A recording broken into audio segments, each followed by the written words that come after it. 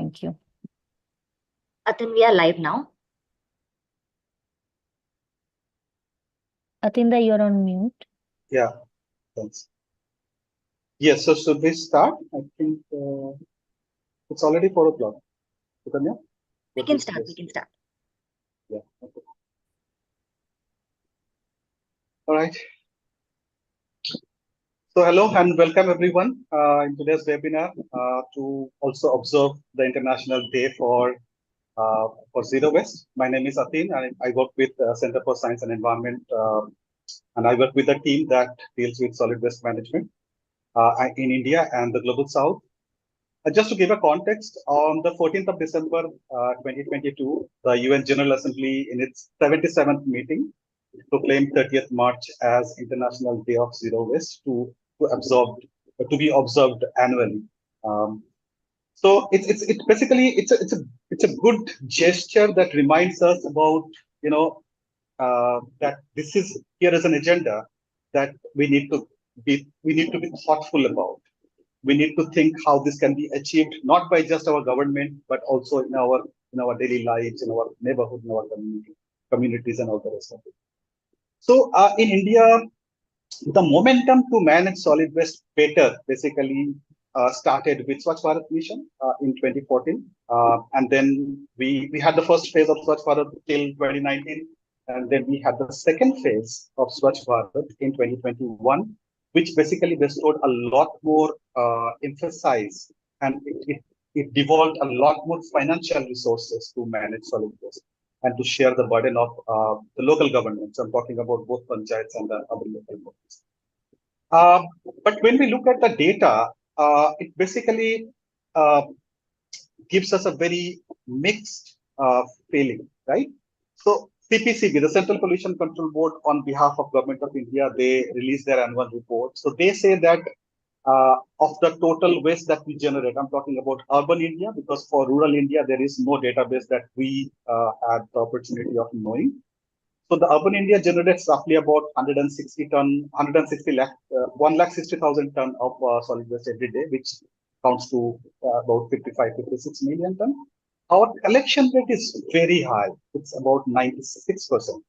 But when you look at the waste process, so if I try to simplify it, waste processed or treated means that this is the quantity that we have been able to divert from being dumped into the dump sites, right? We don't have landfill, so let's use dump site as the more appropriate terminology of basically where the waste ends up. And then to complement Swachh Bharat, we initiated Swachh Sarvekshan. It's a kind of annual survey, third-party survey, independent survey. It's not done by the government, it's rather done by a third-party agency. So we started this survey in 2016 so that we get to know how our cities, our states are performing under Swachh Bharat mission. So this Sarvekshan basically introduced a very objective methodology so that you can understand the performance of the institutions by score. So the Swachh Sarvekshan 2022 told us that India was processing 32% of its waste, right? Which means the remaining 68% was not getting processed. When we had the Swachh Sarvekshan 2023 report, which is the latest one that we have, the percentage of waste process increased by about 2.5 to 3%. So it's currently hovering around 34-35%, which means we are still not being able to process about 65% of the waste that we generate, right? Which means that either we are losing sight of it, we don't know where these wastes are going. On the contrary, the collection rate is very high. So if we are collecting them, then why are we not being able to process? I will just complete my intervention with just one more data, which I think is very, very critical in the context of the whole discussion. When we looked at the infrastructure, that whether our infrastructure is adequate to deal with the quantity that we are producing, we found a very staggering, data. So if we divide the waste into broad part, which is the dry wet and wet waste, that is how basically common people understand waste. About 42.81, so we round it up, like 43% of Indian cities are yet to have any facility to treat the wet waste or biodegradable waste or organic, whichever way you say. About 46% of Indian cities are yet to have any facility to manage their dry waste, right? So the point is, when we dream about a zero waste future, and then this is basically where we are, how we are placed right now.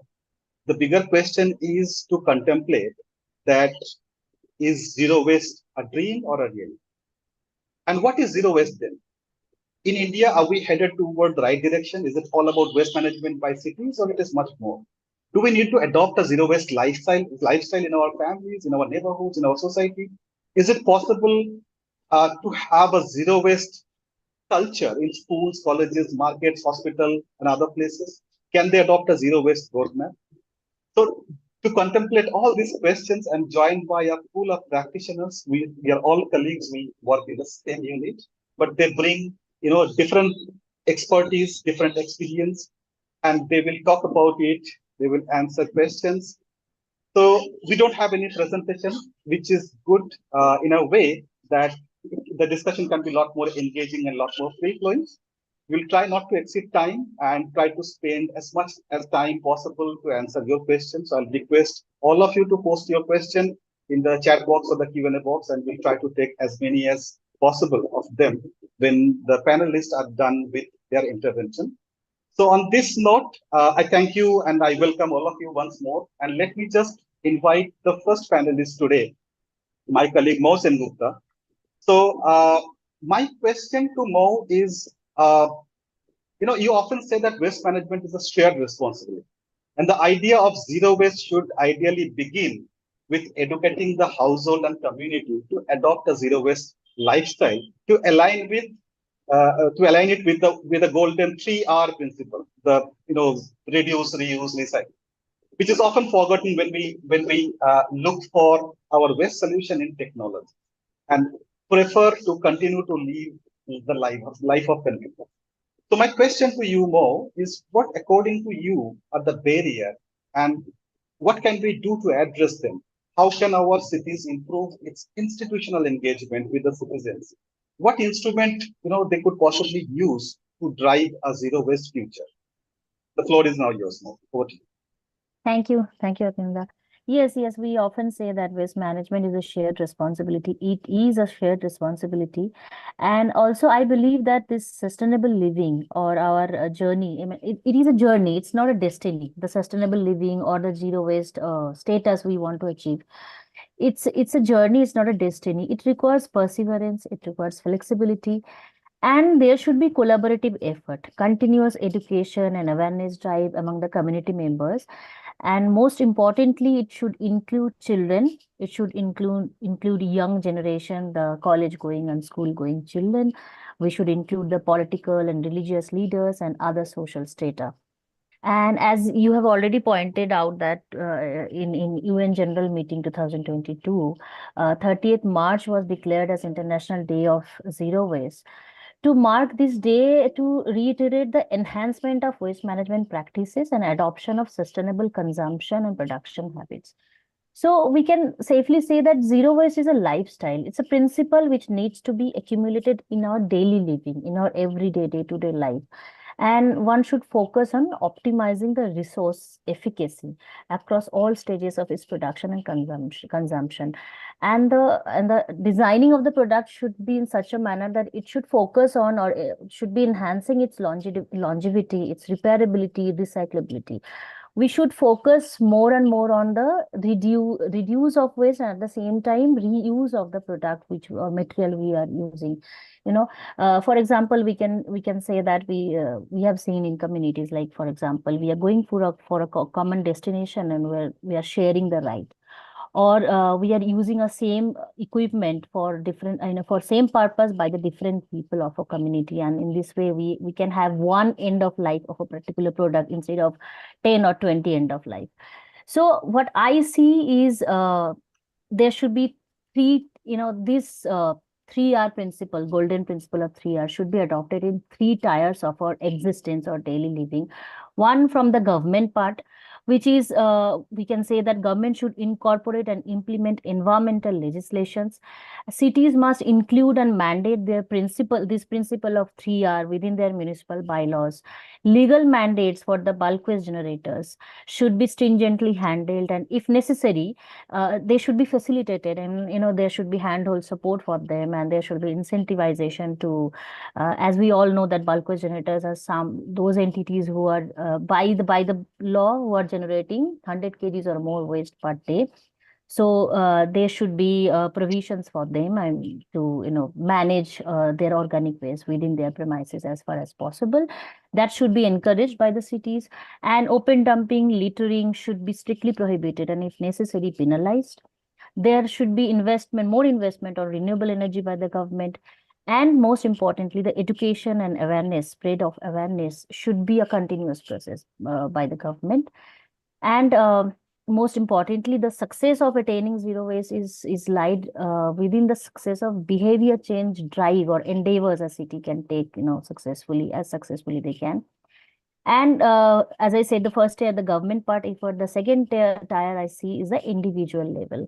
So we should adopt some habits and change some of our habits within our lifestyle. For example, now we are seeing many zero waste events, even our wedding or marriages, we are adopting zero waste practices within that particular ceremony or celebrations.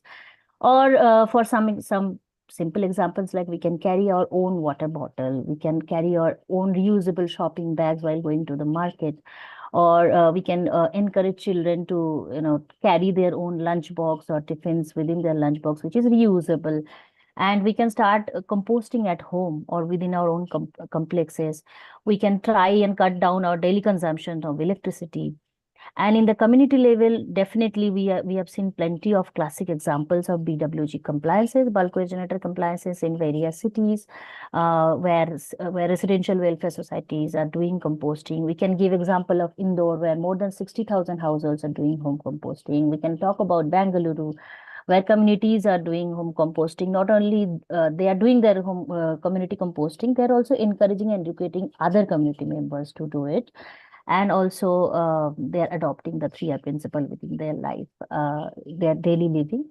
And definitely the school going children, the young student, as I've already mentioned, they are the torch bearer of this responsibility. So I think community engagement, participation, behavior change, drive are the key factors to kind of attain this zero waste and fulfill this dream of attaining zero waste status. Yeah, good points. So you are saying that if we introduce this culture or this education as a mandate, and if we could do it, so we'll probably have a whole new generation going forward, are the citizens of this country who are far more sensitive than we are when it comes to waste management. So thank you, Mo. So I think we'll have more questions for you going forward. Let me now invite the next panelist, Kaifi Javed. So Kaifi, you are basically, your domain is mostly managing the organic waste or food waste or biodegradable, whatever name you call it. So my question to you, when we look at the quantity, about half of our total waste is biodegradable in nature. In some cases, it is even more. So uh, this waste could easily be turned into resource if we can adopt a zero waste lifestyle and not dispose it off, right? So how, according to you, this education could be spread? Some of the answer has already been given by most. So how we could spread this education among schools or other institutions, or do you think that now we are talking about waste to wealth, and here is a stream of waste which can easily create a business ecosystem around it? I'm talking about the biodegradable waste. So do you think that the business ecosystem around biodegradable waste can be achieved by our local government, so that both economy and environment can be benefited in our endeavor to a zero waste future? The floor is yours. Over to you. Thank you, Atinda. Thank you, Atinda. And Mo has already actually brief about the of the source reduction of organic waste, how it can be achieved by actually educating ourselves or the community as well. So coming into the organic waste scenario, so we generate something around like 50% of the total organic waste, and out of this, and if you consider the like total waste generation of like in urban India, it's come around something around 1.5 lakh metric ton of waste per day. That account something around like seven, if you consider, because state or the locality has a different kind of composition of waste. So consider the 50%, so it's come around like 75,000, and annually it could be a 280 lakh metric per ton, 289 lakh metric ton per day. Okay, so this is, see, if you'll holistically, if you'll see that much of waste, and if you'll compare with the traditional method through which we can actually make it a resourceful material, either than putting in the landfill side, which is again a kind of kind of environmental, pollution as well. So Right. this, if you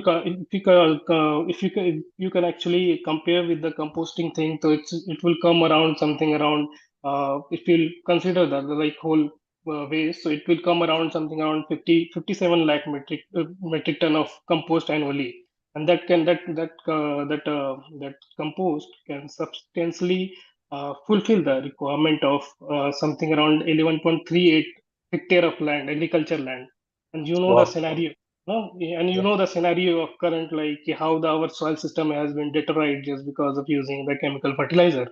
So Yes. that is how, after adopting, moreover, we have to actually first focus on the reduce and reuse, and then we will have to focus on the for the like managing this waste in the large ecosystem, like in the centralized facility.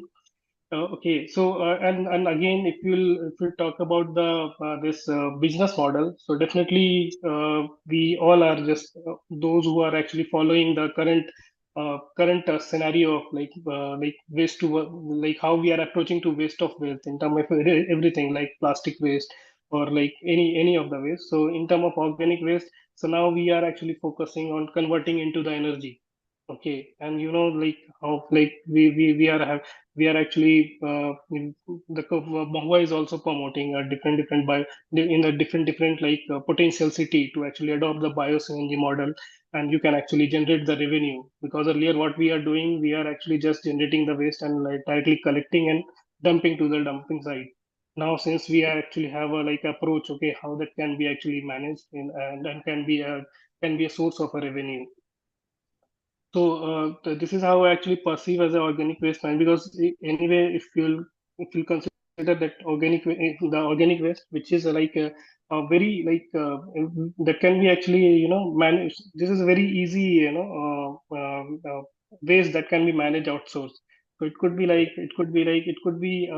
penetrate to each and every individual. Either it is a children, or it is a like adult. So those, everyone can actually practice and can actually reduce the weight at source only, and can actually approach to the zero waste dreams. So and this and I think because we all got to know about the waste stream and all these things. So I think school and the like community has to like aware the children or the like their employee or the other stakeholder to actually do the composting at home or in the community manner, so that it could be we can actually adopt the zero waste model. So Yeah. this is Good what I point. have Good point. take on it. Yes. Right. Good point. This is exactly why, I mean, when we see that there is so much potential, it's really difficult to understand how come 43% of Indian cities, so India has roughly about 4,300 or 4,400 cities. So how come such a large number of cities don't even have a single facility to Yes. convert the food waste to maybe marketable products like compost or like bio CNG or biogas for that matter. Good point, Rishi. So I think we'll have more questions for you. So stay with us. Let me now turn to Siddharth. So Siddharth Singh is a very known face uh, for his research around plastics. And Siddharth always very often use a word that plastic is omnipresent, right? So I would let you explain this word when you put your points forward. And you basically use this word when you speak about the scale of the challenge to deal with plastic pollution. So, do you think that plastic is a waste management problem in India? or we are missing something bigger? I mean, we already have instruments like the ban on single-use plastic, or the extended producer responsibility, which is based on the principle of polluter pays. So, do you think this is enough in our journey towards zero waste when it comes to deal with plastic, or a lot more needs to be done? Siddharth, the floor is yours. Yeah, thank you so much, Atin.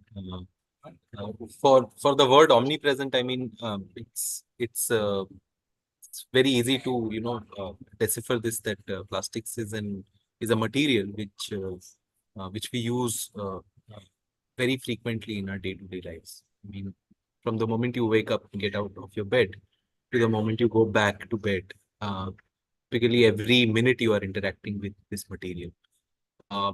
And there's no argument about the fact that plastics indeed is a wonder material. But there's also, what we need to understand is how are we using this wonder material? Because what I need you to understand is, if let's go ahead with this argument that, okay, plastic is a wonder material, why do you want to use it all for yourself or all by yourself? If this resource is limited, don't you want your future generations to, enjoy this wonder material? Just like fossil fuels, we all know plastics come from fossil fuels. Fossil fuels are limited, so are plastic, right? You can only make plastics from fossil fuel. If your fossil fuel is basically extinct, so is this wonder material. Now, let me just take you a bit deeper. From the word omnipresent, like I said, we are interacting with this material every minute of our lives. There are several applications that we're using this material for. For instance, medical purpose, defense, aviation, transportation, construction, packaging as well. So what we need to do today, not only in the Indian context, but as citizens of a city, country, locality, community, right, is we need to bifurcate between necessary and unnecessary, between problematic, avoidable, recyclable, and non-recyclable plastic. Right? Now, one way of doing that is to understand a very simple concept called mean service life. Mean service life is basically a very simple concept where you need to ask yourself the question, how long is this piece of plastic going to serve the purpose that it is designed for? Right? So the mean service life of a product can vary anywhere between, a minute to say 20, 25 years. So let's say you want to, consume some chips, potato chips, some biscuits. The mean service life of the packaging material is anywhere between 30 seconds to 5 minutes, depending on, how hungry you are, right? But if you use the same piece of plastic in, let's say, a construction sector, it stays there for about 20, 25 years. So the mean service life for that piece of plastic is between 30 seconds and 25 years. So you need to ask yourself this question. Now, there are applications which still do not have, we need to rely on this material. For instance, medical purposes, very essential. Like, we've all survived through the pandemic. We all know how important, how plastic really saved our lives. But also, let me tell you that for the medical sector, we are using a mere 7% of all the plastic that we produce, right? But we are using 60% of the plastics for packaging purposes. Which is the problem? Packaging materials are basically low mean service life materials, which we really need to think whether. Now, a lot of people argue that, we can't live without plastics. Where's the alternative? If we don't use plastics, what do we use? We are heavily dependent on plastic. Let me also remind you, human civilization is a 6,000-year-old civilization. Plastics as a material is merely 70-year-old. So we've literally survived most of our, lives as human civilization without this wonder material. Let's use it judiciously is what I'm trying to say. Now, to answer your question of, Atin, whether it is a waste management problem, we are always told that plastics is a waste management problem. If you can recycle it, you can burn it to recover energy, so on and so forth. But plastics probably happen to be the only material which is driven by supply and not by demand. Which means when I am really, going to the shop to buy atta or rice, I'm interested in the rice or the atta, not in the piece of plastic. The piece of plastic is a decision that the producer has made for the consumer. So plastics is driven by supply, not by demand. There are issues of several thousand chemicals being used for production of plastics. Latest research shows that there are as many as 16,000 chemicals that are used by the plastic industry, of which more than 10,000 are unknown. We don't have any data of these chemicals, which means we don't know how they interact with ambient air, temperature, moisture content, UV rays, etc., etc. Now, have we not done anything? We have. Government of India in the last 7-8 years has really stepped up its interventions around policies related to plastics. We've had groundbreaking policies like single-use plastics and the extended producer responsibility for plastic packaging. Uh, the single-use plastic ban, we've reported this, has failed, but it's good to have policies, but it's also equally or rather more important to implement these policies, which is where we need to now start working on. EPR is really, it's spread over the next few years, so we really need to wait and watch till 2028 about what really happens.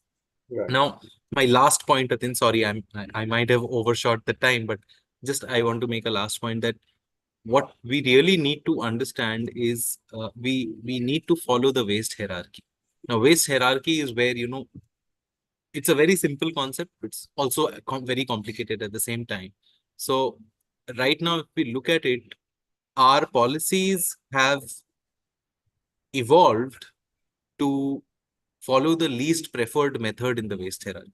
For instance, the Solid Waste Management Rules 2000 actually,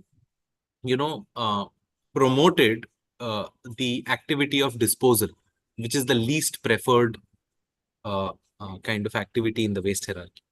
In 2016, we actually mandated energy recovery, which is the second in line of least preferred options. Today, we are really talking about mandates on recycling and mandates on use of recycled content, which is a good move. But we are really far away from, even starting a conversation about reduction, which is the first and the most preferred method for, managing any type of waste, whether it is plastic or any other material. So that's it from my side. Atin, sorry if I, consume. So very interesting observations, Siddharth. So I don't completely agree that if we continue to believe that we can address the plastic pollution just by treating plastic as a waste, then probably we would never be able to reach anywhere near a zero waste future.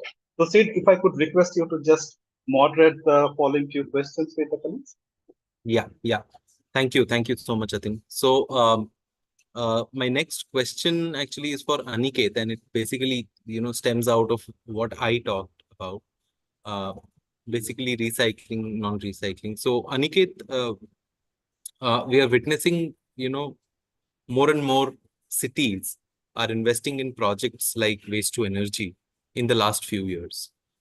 Delhi being one of them, which is, they've added to their kind of gamut of waste to energy plants. But this is despite limited success of existing waste to energy plants across Indian cities.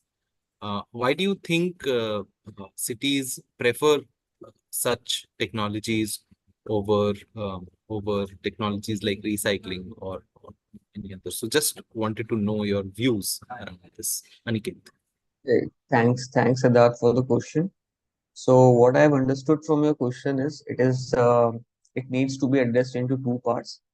Firstly, that it has not achieved much in the past, or waste to energy as an option has not been adopted by many of the people in the past.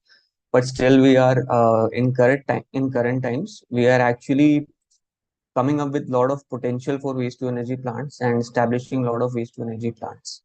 So I would just like to say that the trend is changing because if you see earlier, there were not, a compulsory mandate for the waste generators to actually, keeping them accountable or liable for their generation of waste. You will see in last 10 to 15 years, many of the waste policies and legislations have come into place, which have specifically addressed the issue.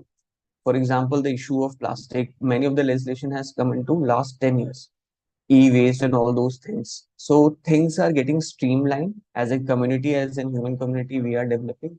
So we are strategically thinking that what is the aspect, what are the things that are actually affecting us. So in that, we have come across some major legislation. One of them was Solid Waste Management Rule 2016. So in that, we have come across the concept of, as you mentioned, the waste hierarchy, in which the reduction at source, then recycle, and then there is option of waste to energy also, and that also in two forms. Firstly, the preferred option is co-processing, then the incineration, and then the ultimate thing is the landfilling or the disposal of the waste, whatever there is. So I believe that earlier it was not able to achieve its potential because people were not held accountable, or the generator's responsibility was not actually, held accountable for them.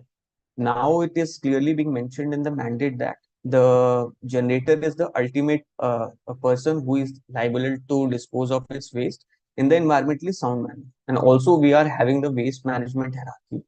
So step by step, we are getting to know that what is actually the management practices. Okay. So now when we have made the generator accountable, they have they are actually got pressurized, or we can say some of them who are active and proactive have taken this as an opportunity and explored the different options that are available with us. Now we can see the waste composition that we actually generate annually. So many of them are from the industry and many of them are from municipal solid waste, the major portion that we are generating. So these are the huge volume waste that needs to be taken care of. And for that, we have come across the concept of, waste to energy thing, and there are two aspects that are being related to it. One is being greenfield projects and other are brownfield projects. So for the people who are not aware about this thing, the greenfield projects are something for which you need to invest your money for the infrastructure from the scratch. Whereas in the brownfield projects, what we do is we actually utilize the existing infrastructure. So when we talk about the greenfield projects, the things like pyrolysis, gasification of waste, and biogas generation needs to be done because you need to invest in the infrastructure from the scratch. And in the brownfield projects, like co-processing, co-processing is being done where the existing infrastructure like cement or the steel company who are having high capacity of energy consumption can utilize these type of waste. So now we need to know that through the time we have explored the potential of waste, we have seen that what are the different characteristics of it. We have actually analyzed what are the potential through it. So we got to know that these waste, if can be made into a certain category or in a certain desirable manner, can be utilized for a longer period of time, and the basic consumption of fossil fuels could be reduced also. So, by looking into the potential of the waste, the government has come up with a lot of policies around it, and the ecosystem of entrepreneurship in our country is booming. So many people are taking benefit of it. So we can see that in the current context, many people are investing either in the biofuel energy things or the big players who are there in the cement industries. They are utilizing their current infrastructure so that they can take most out of the waste, and there is a certain economics involved into it. They actually for importing their primary fuel, which is coal, they need to do a lot of they need to spend a lot of cost either by importing a foreign coal, because Indian coal does not bear so much of good quantity that they need to burn it. So actually prepare waste into some form of fuel is more cheaper for them than to import the major coal from outside. So now we have explored the potential. We have seen that how supply chains could be developed. We have seen that, as Atin has mentioned, in the beginning, that collection rate has increased. So now the collection rate has increased, things have got streamlined. We are having facilities where we can sort the waste. We are actually awareing people about the source segregation, or if it is not happening at the source, it is happening at the transfer station or at the later or subsequent stages. So we can say Aniket, that in the yeah. can I ask you to wrap up? You've Yeah, yeah, exhausted your surely, time. surely. Yeah, just So conclude. ultimately, yeah, I just want to wrap up by saying that in the current context, we are having, we are having availability of waste in the form of fuel, because we are doing a lot of activities like source segregation, sorting, and that's why we are able to create a supply chain which can actually support the concept of waste to energy. So we are easily creating the supply chains which are facilitating the use of waste as a fuel in the waste to energy plant. That is happening in the current context. So that's all I wanted to convey. Okay. Okay. Thank you so much, Aniket. Just to add what Aniket has mentioned, waste to energy plants are really, they're very uh, heavy investments in terms of monetary investments. Uh, most of our Indian cities have not really been used, or they've not really built capacity to understand how waste to energy plants should be used. For instance, uh, a lot of uh, waste to energy plants that are even operational today are receiving mixed waste, Hmm. right? And these technologies are all basically Western technologies, right? Now, what also is very important is we understand the characteristics of the waste that we are producing as a community, as a city. Until and unless we start to do those exercises, which basically help us to plan for our waste management exercises, we can't really, invest, because at the end of the day, what the urban local body is investing is the exchequer's money. It's taxpayers' money, right? And that's really what we should be looking at. One, we need to segregate our waste before we even start to think about having a waste to energy plant. It's a huge investment. Two, only non-recyclable waste should be channelized to waste to energy plants. Non-recyclable segregated waste. I think Aniket will agree to both the points that I've added to whatever his contribution was. Yeah, Now, surely. yeah, thanks, Good to thanks, add to Aniket. that, Sid. Yeah. So my next question is for Kuldeep. Uh, Kuldeep, in our interaction with MRF operators, we found that larger material recovery facilities with again huge investments are able to recover only 10 to 12% of all the dry waste that they receive. Uh, However, on the other hand, we have informal waste workers. For instance, there's the city of Pune. We've been there as a team. Most of us have visited this city. And we've seen that the informal waste workers of Pune recover around 37% of the dry waste. This is thrice the amount of recovery that happens in, these really huge, heavy investment plants. So does this raise a concern about, centralized material recovery facilities that require huge investments, and which most of the cities are really thinking now? In fact, our laws, our guidelines all point towards this direction that, you should have an MRF. So Kuldeep, just quick thoughts on this. Yeah, thank you so much, sir. And so, when this SPM launched in 2014, and India has its first, its second rule, solid waste management rule in 2016. So there was mandate for the ULBs to set up MRF facilities. And there was a problem that there was only mandate for the ULBs to set up the MRF plants, and it does not provide the actual guidelines how to set up MRF facility and how to function it properly. So in 2020, on 5th June 2020, CPHEO launched the advisory for MRF for ULBs. So now we have the advisory for ULBs, and we uh, we have the SPM fund. So when we are talking about the centralized facilities, the huge investments in that. So we have the indoor plant. So NEPRA partnered with Indore Municipal Corporation and set up the facility for 25 crore. The capex was this much, and they are only able to recover 10 to 12% only of the dry waste, and the remaining, the non-recyclable, they are just sending for the as the RDA for energy recovery. So and they are facing the financial debt because of this, because their monthly OPEX, operational cost is around 70 to 80 lakhs per month. So so investing in huge amounts, investing in these sanitized facilities, making no sense, and it requires proper planning. It requires proper planning. Like, we have to understand what are the composition of this.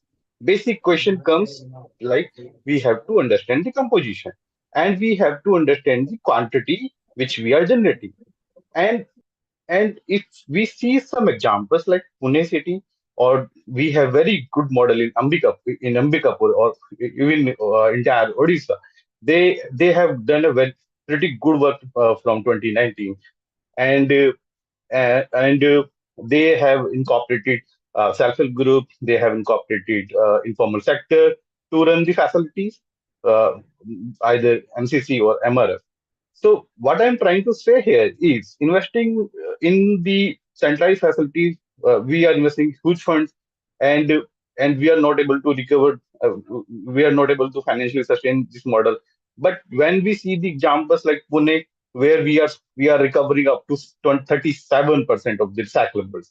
So incorporating in the decentralized facilities is making more is make more sense to me. And uh, and instead of going into such investments, I think we should invest in the decentralized model. We should start from the pilots. They should focus on the decentralized facility.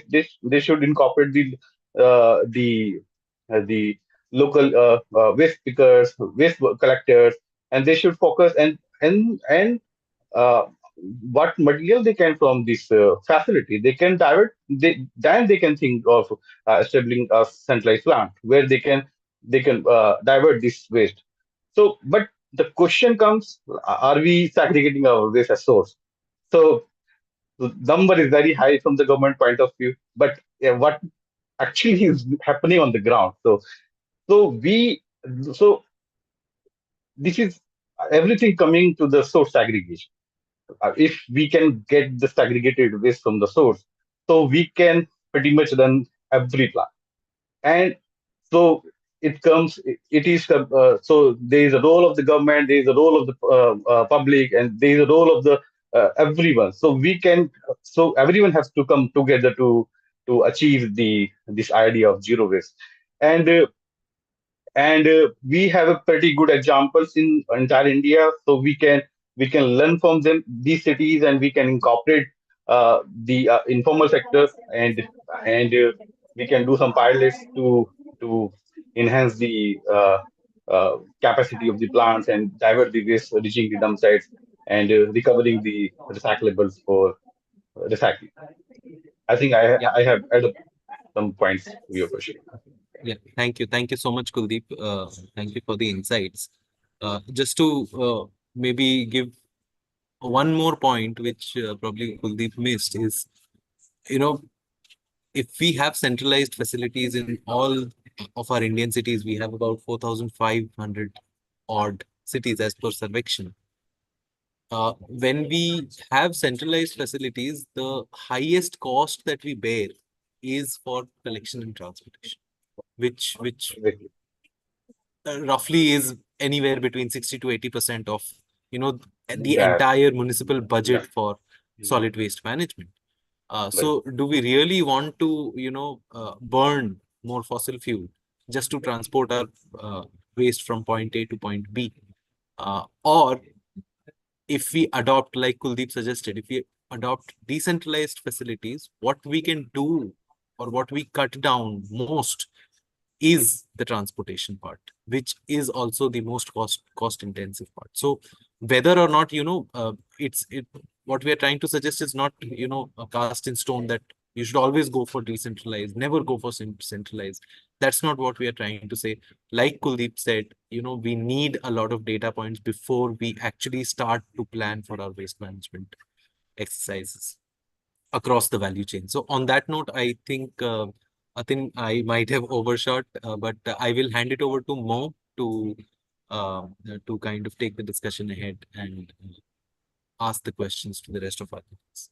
Thank you. Over to Thank you, you. Mo. Thank you, Siddharth.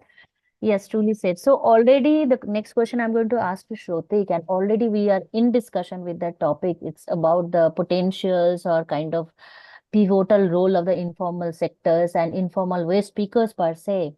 So we can see, as we have mentioned already about Pune city, so there are something around more than 4,000 informal waste pickers at catering around 9 lakh properties. And this 37% recyclable rate we are discussing about, just to mention, this is from the, not from the commercial establishment, it's from the residential establishments only.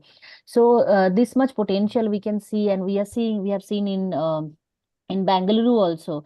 There are micro entrepreneurs, that women waste speakers who have established drivers collection centers, and they are recycling from there. So they not only have potential to clean the environment, but also enhance the recyclability of the city, and also to kind of combat the plastic pollutions and other environmental degradation we are every day having to face with. So, and also they are very important in spreading awareness, education among the communities, because when they are attached with the urban local bodies and given the responsibility for door-to-door collection, they are in human connection every day, day to day, and for years. And so they're spreading awareness. They are making people aware how to do segregation. So, do you think, Shrotik, that these models, which we have already mentioned, can be replicated to achieve zero waste status for cities? And what probable measures can be taken by the cities to optimizing this skilled labor force of the informal waste pickers? What is your take on it? Thank you so much, Mo, for the question. I think we are already behind schedule, so I'll be very brief. I was just reading through the webinar chat where I found Vishal Divanji has written zero waste is a dream. Zero waste is a goal, not a dream. And important thing is how to improve source segregation. I think all of us out here agrees to the fact that waste segregated at source becomes a resource. And who else can manage that resource better than waste pickers who deal with it on a day-to-day basis? When you bring up the examples of Pune, that means Swachh. Swachh has saved over 1,000 crore for Pune Municipal Corporation over the decade. We bring the example of Bengaluru. Hasirudala saves annually 84 crore in what? Collection and transportation and other costs. So we just mentioned. So there are working models. There are working models in India. There are working models across the globe. I mean, take the examples of Nakuru in Kenya or Belo Horizonte in Brazil, or perhaps a bigger city like Buenos Aires in Argentina, where 12 cooperatives are managing the entire city's dry waste. That's roughly 3 million population. So there are working models, and there are a lot of things. Undoubtedly, waste pickers integration into primary waste collection is, they are perhaps the most efficient form of primary waste collection you can do. And you'll find one thing in common, that is in all the examples which I gave. And I gave 5 examples, 2 from India, 3 from the rest of the world. One is recognition. A mere acknowledgement that they exist will not do. Recognition by law, capacity building training, they are well trained. They know what to do, they know what to pick up, they know what to sell. But occupational health, safety, they need training. Then there are incentives and recognition.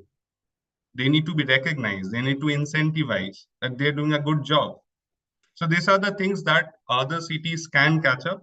There are a lot of examples other than the most successful ones. We have 4,000 cities across the country, and a lot of cities are bringing in SHGs.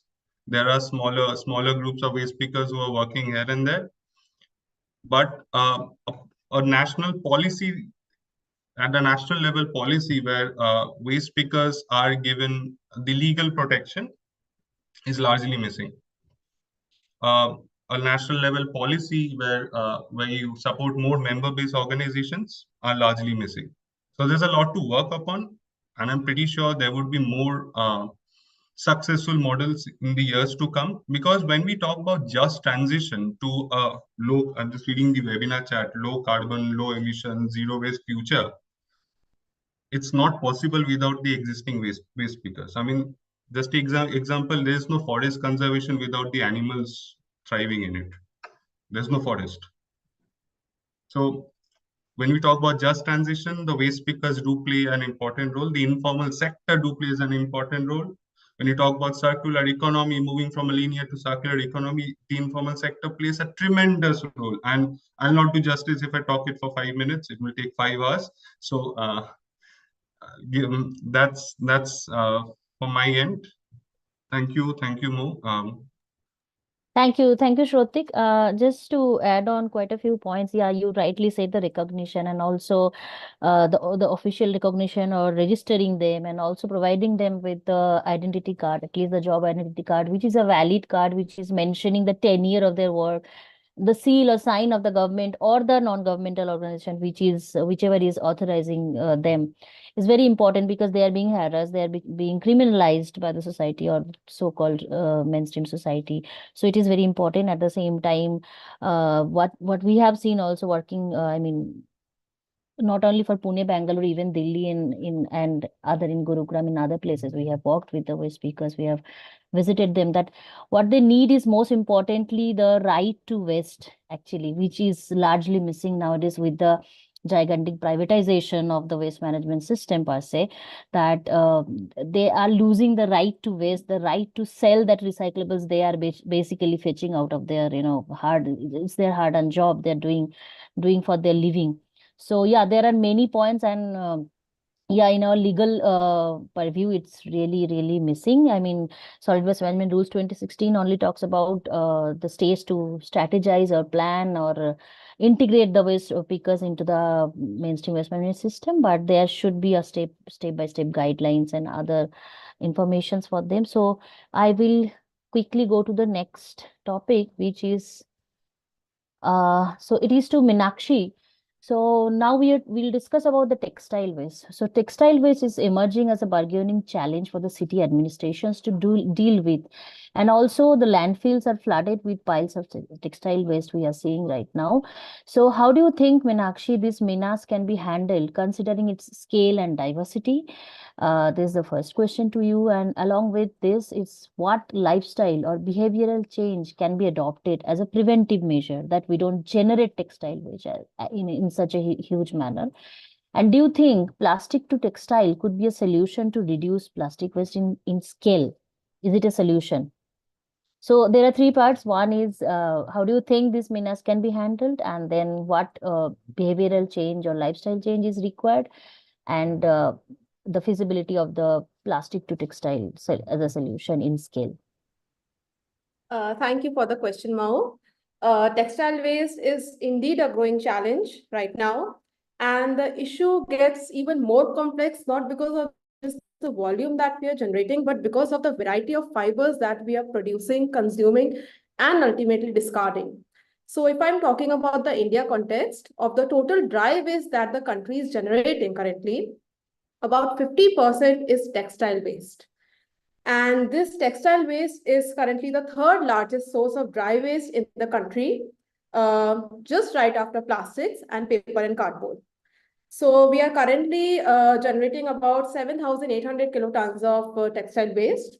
Of this, about 50% is post-consumer waste, 40% is pre-consumer, and the rest we are importing the textile waste. So if I'm talking about the trend, like where the industry is going right now, so the future in textiles is blended fabrics. And blended fabrics, when I mean, it's mostly MMFs coming into the scene, the man-made fibers. And within man-made fibers, we have polyester that takes the largest share, followed by viscose. But let me just focus on polyester right now because it takes up about 78% of the share. And polyester is basically plastic that we are wearing. And polyester is not biodegradable right now. And I think currently we do not have any solution to the polyester menace that's been created in the country. And there's a large push in the industry and even by the textile ministry to increase the production of man-made fibers, particularly because we want to compete with China, which is the largest producer of man-made fibers right now, and also like the key holder in fast fashion. So when we talk about plastic to textile recycling, I currently do not feel that it is the only solution, because bringing plastics into textiles, we are just adding more to the problem, because we need to be concerned that the textile recycling industry in India is currently very weak. And when we are talking about like recycled polyester, there is no solution. There is no recycling that is happening at the moment. And moreover, the trend in the industry is that we downcycle the products. So in order to upcycle the products, we are adding the virgin material into it. So that is just ultimately creating a mixed material product for us, which will just enhance the problem. And recently, like the textile ministry, it signed an MOU to promote recycling in the country. But we need to be very cautious that the MOU was signed to promote upcycling, but we need to be cautious that we're not creating the mixed products. So upcycling means that if we have a garment, we can create a bag that is of a better utility and higher value. But when we are creating a bag, we need to understand the yarns that are going inside the bag. So ultimately, it often leads to a mixed product. And what we've seen is that when I'm talking about recycling, it's very low. I think Kuldeep gave an example of NEPRA. So NEPRA is definitely facing this dilemma that they are recovering some valuable materials, but the large amount of material that has no value, which is about 70%, it is post-consumer textile waste. And it lacks economic value and ultimately ends up being incinerated. So what we need to do is right now, we need to really invest in the infrastructure and technology for textile recycling, which includes mechanical recycling as well as chemical recycling to some extent. And what we've seen is like in Panipat, obviously it is the recycling industry in India, but there is a huge challenge in Panipat as well, because first of all, we are pushing the use of virgin material even in Panipat to promote upcycling. And also the knowledge within the local workers is very weak as to how to manage polyester, because traditionally they've been trained to manage cotton. They've been trained to produce and recycle cotton. And polyester is very different. The properties of polyester are very different from cotton. So that is a big issue also in Panipat. And another thing I want to highlight is like in textile industry, we are using about 8,000 plus chemicals. So what we are focusing right now is on the 10% that is being treated through effluent and sludge. But the 90% of chemicals that are going inside the product, and once the product reaches these municipal dumps, what is happening to these chemicals, how they are breaking down, in what conditions, how each dye or chemical breaks down, what happens in the next rainfall, no one knows the answer right now.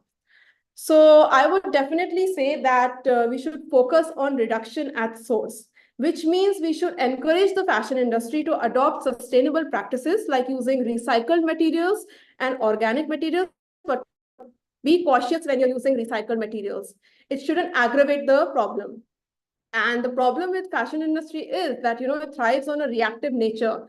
This means that, if new trends and styles are emerging, it is based on what consumers want. And it is largely influenced by celebrities, social media, and the cultural shifts.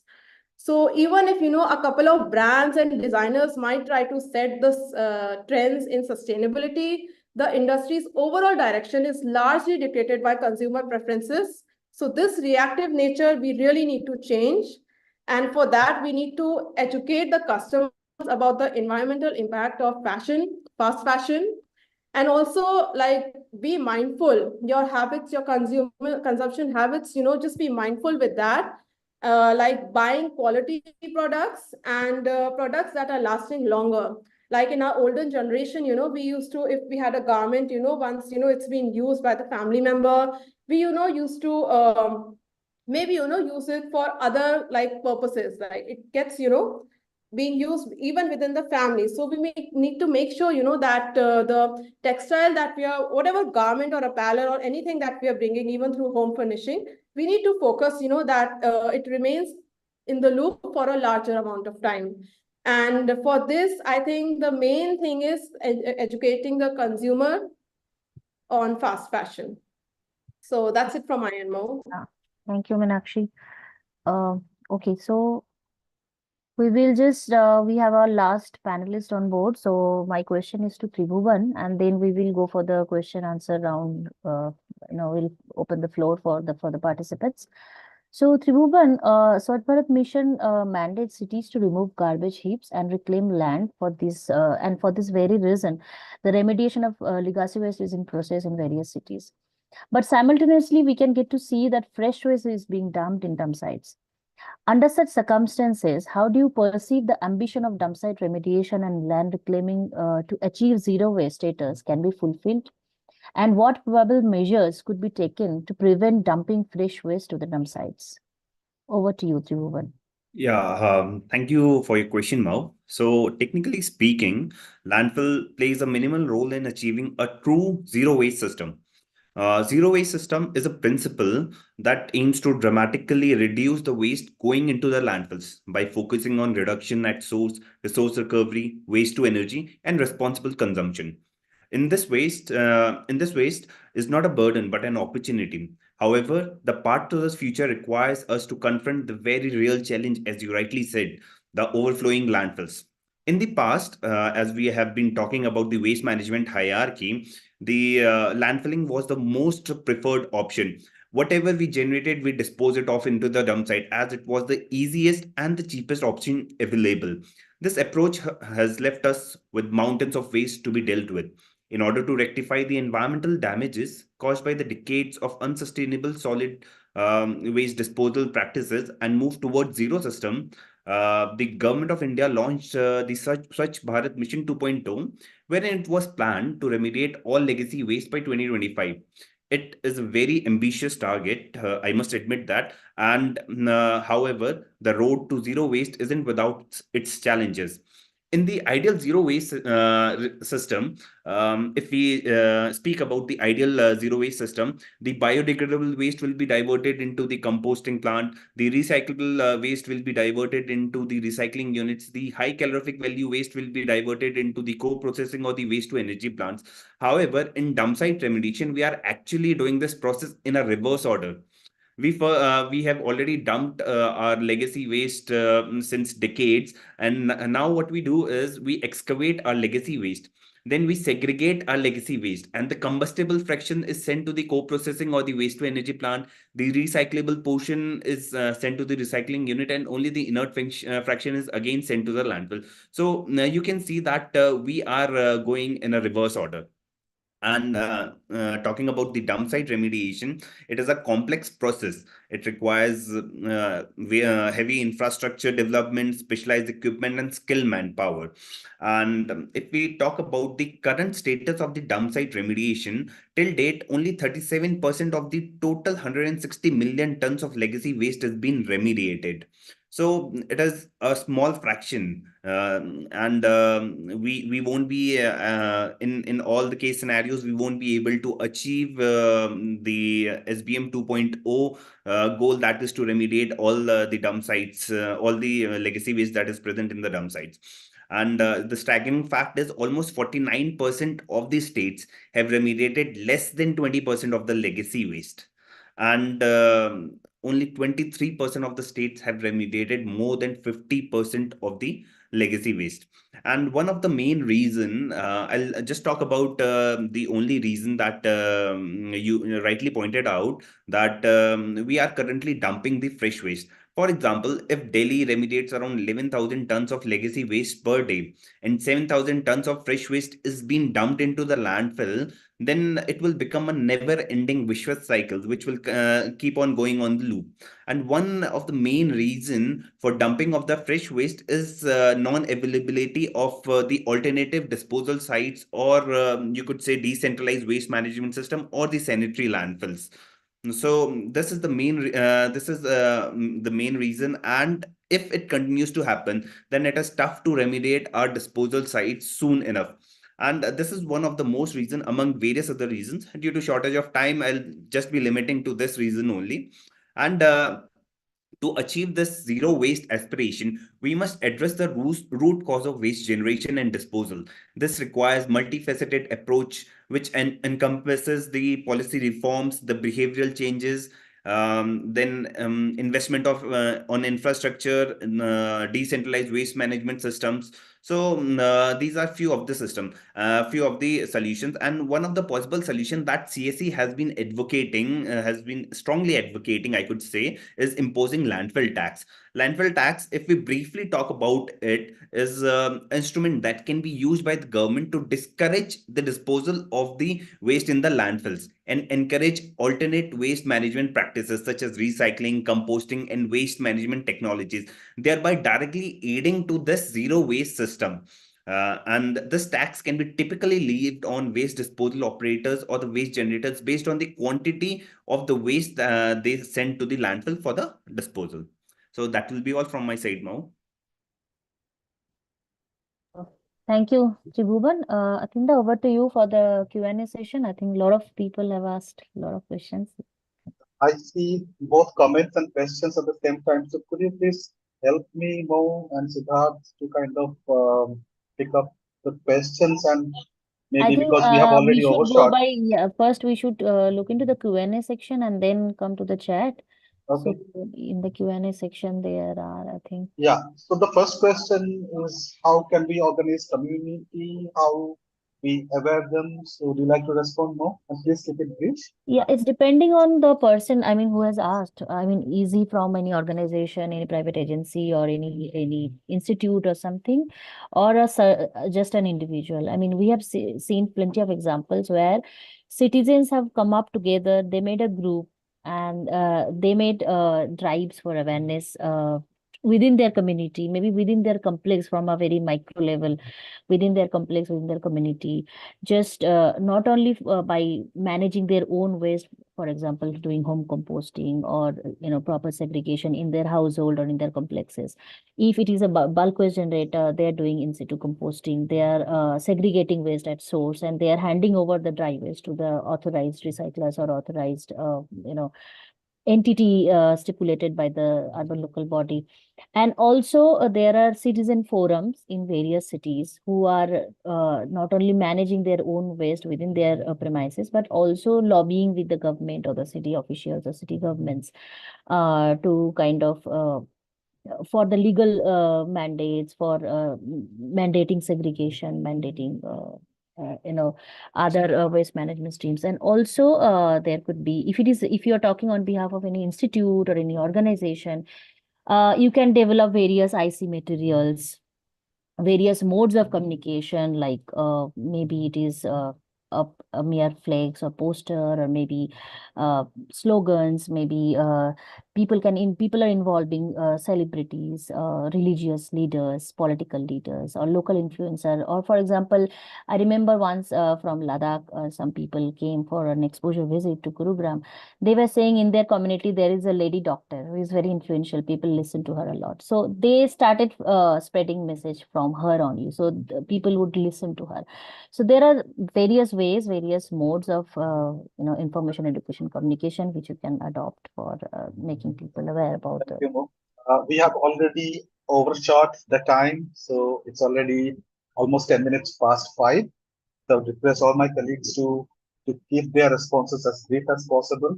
We have all the details of the participants, so we may find different ways of getting back to them, because I can see that it would be very difficult to kind of answer all of them. So I would request Stotik to try and answer the next two questions. One came from Mr. Krishna Kumar, and the other from Mr. Vishal Diwan. How can an individual contribute his or her role in municipal solid waste management initiative on an individual basis apart from managing his or her own domestic waste properly? Number one, this came from Krishna Kumarji, and the other one is how to communicate the concept of zero waste in community. Okay, due to short of time, I'll answer one answer for both. Okay, so there's something called empathy. Waste management, you need to be empathetic that there is a problem and I need to understand that problem. Then, so all of us out here are not apathetic, that we don't care. You do care, that is why you're asking this question. Neither us, we are sympathetic. Aha, kitna ganda hai, kya hi karunga iska. You are looking for a solution. So being empathetic is the first step. Other than your individual responsibility, wherever you get an opportunity to contribute in any means, our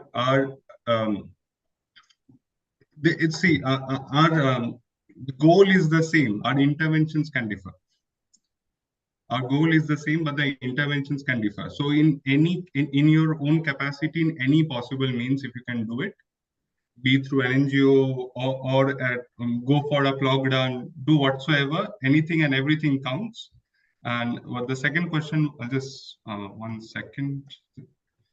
The second question was. Shrutik, I've moved it to the answered section. You can. Okay. So can you just tell me the second question, or is it already answered? Yeah, how to communicate the concept of zero waste in community? Be verbal about it. Yeah. Be verbal, or write about it, talk to people, practice what you preach.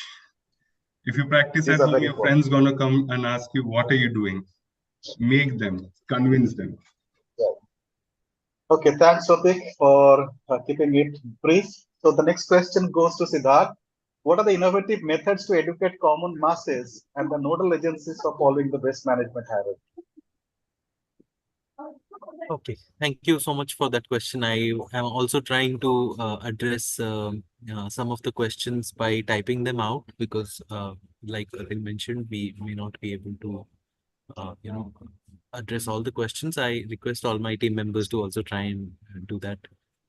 Type out the answers for anything that you want to kind of comment on. And coming back to what Atin has asked me, see, the most basic thing that everyone cares for is money, right? Like, if you can convince people to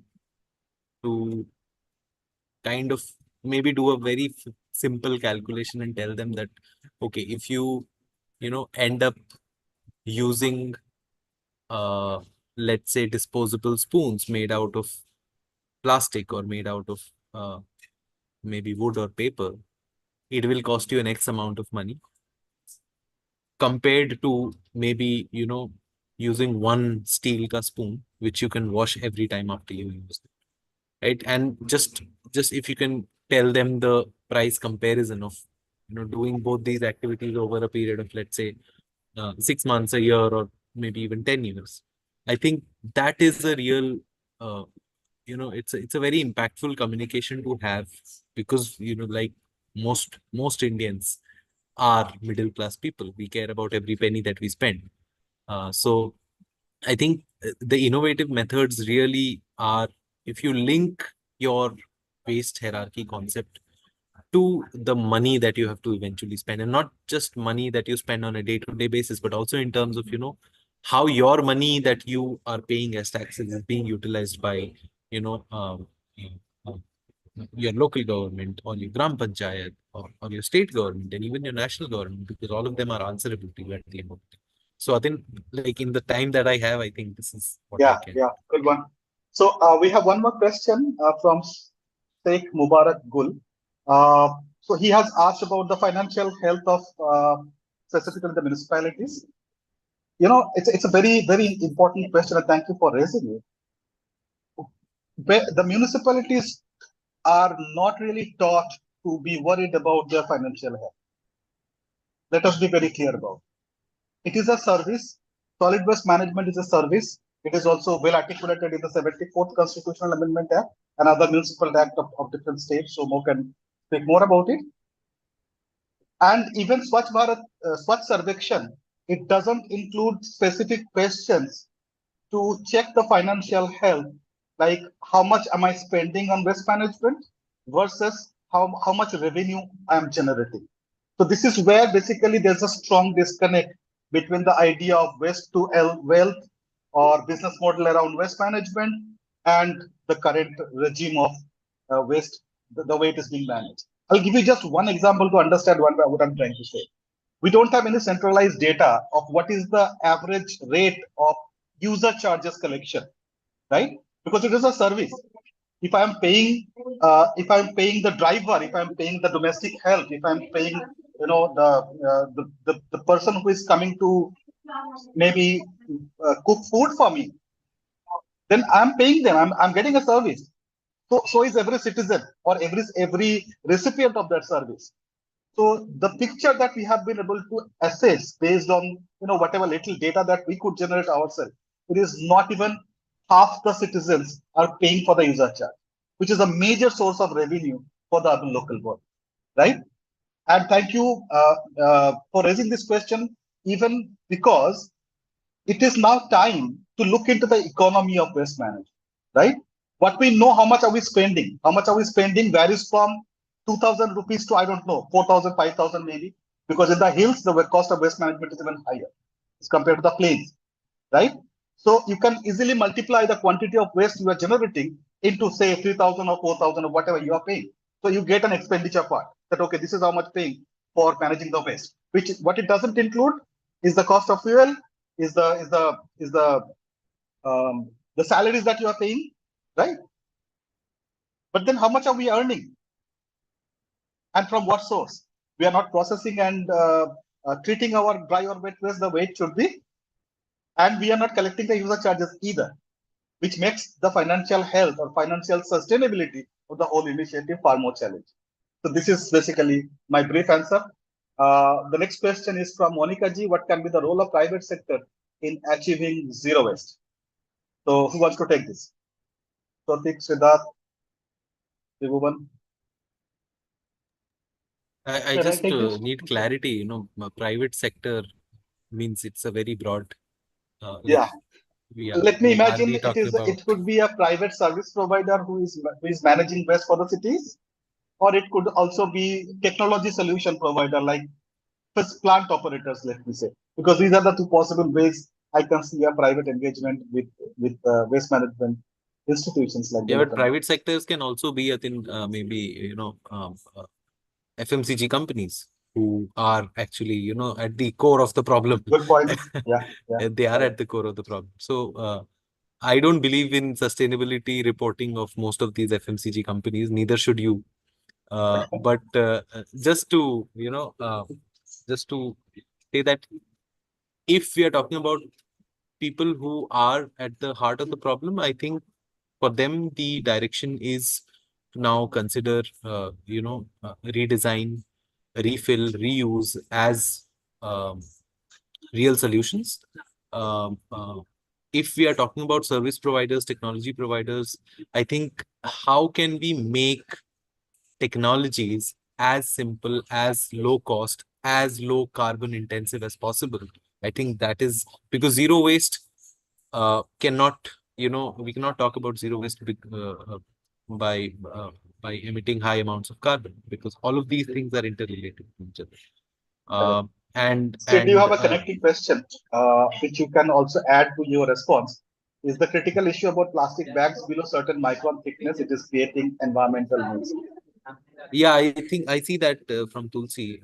I think it's more of a statement rather than a question, but yeah, it is. So yeah, so to just wrap up the first question, I think yeah, private sector is a broad range.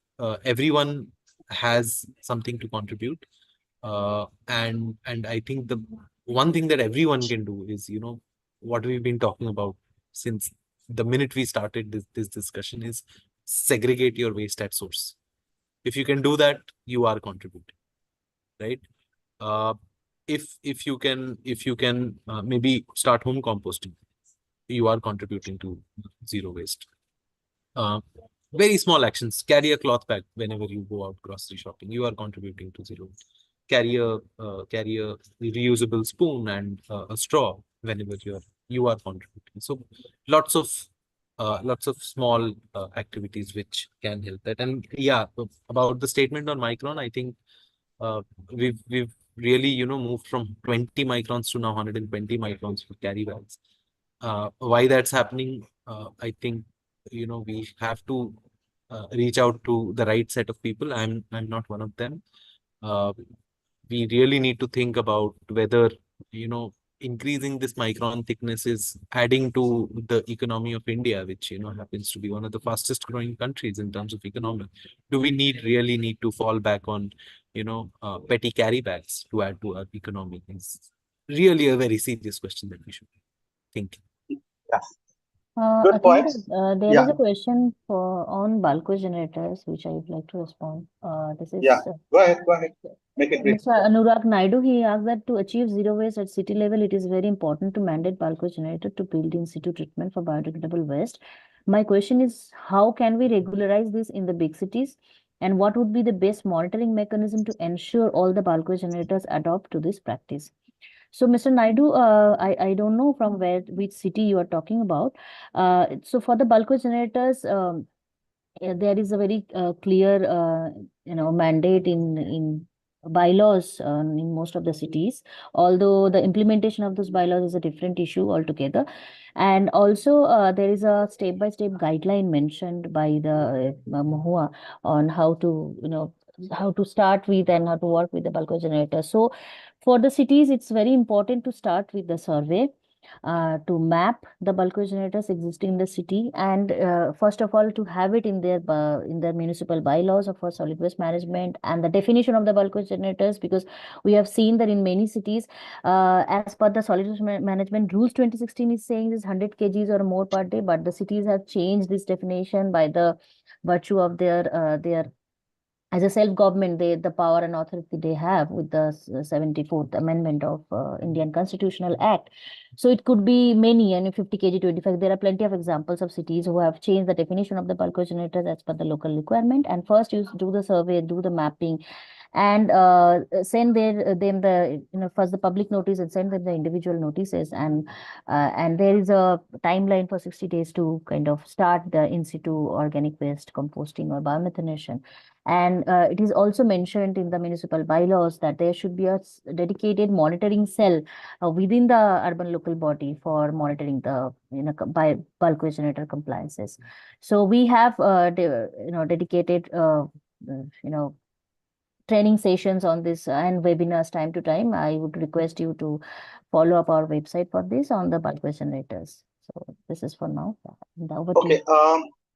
Well, we are almost 22 minutes over the scheduled time. So is there any pertinent question that you guys can see which we should try and respond? There's a question about whether this video is going to be uploaded in YouTube. Yes, this will go to YouTube very, very soon, or maybe by this evening only. So please keep on checking. And is there any other question that we need to discuss right now?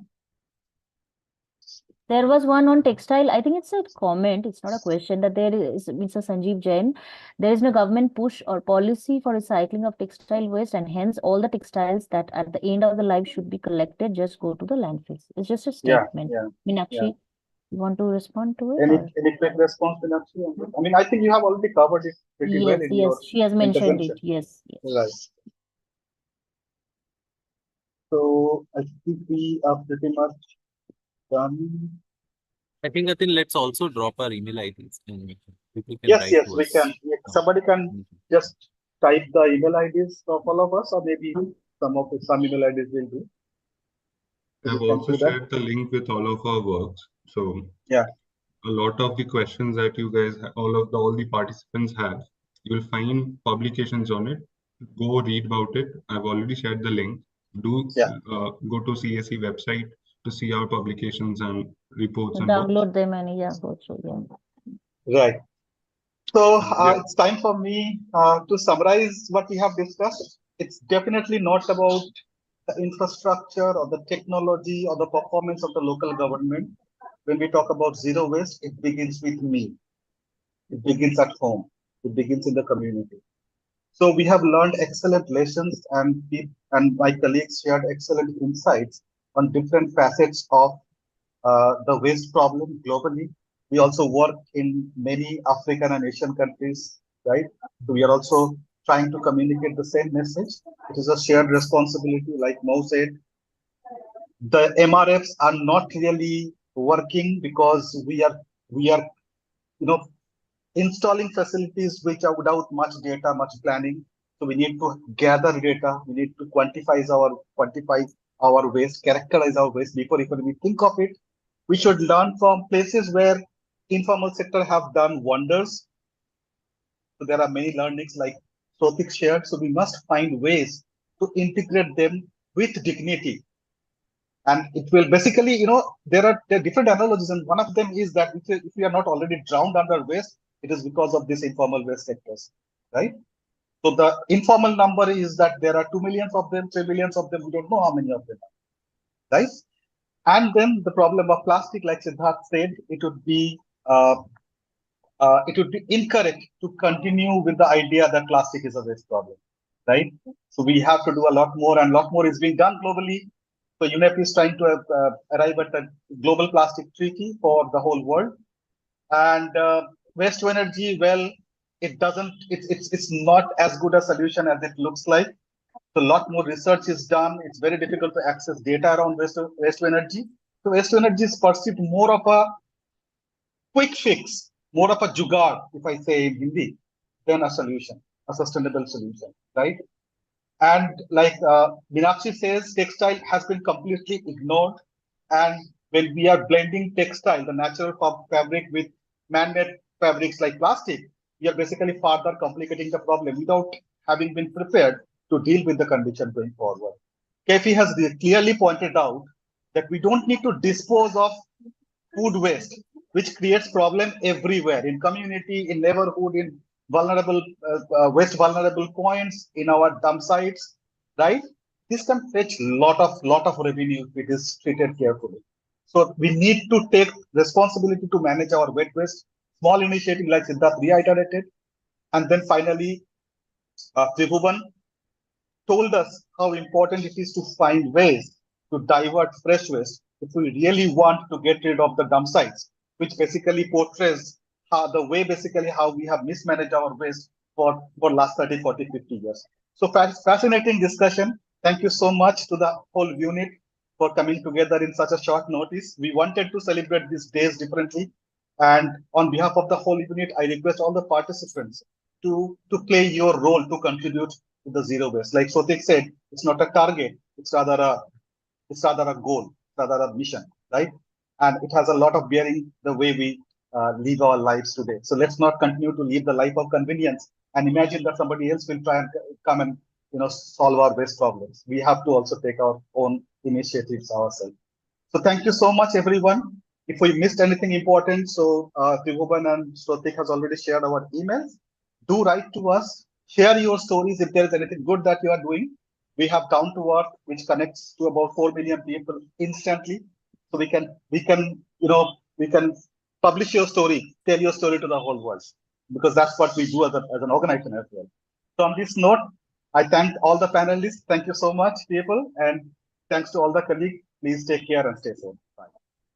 Thank you so much. Thank you. Thank you. Bye Thank you, bye. everyone. Thank you.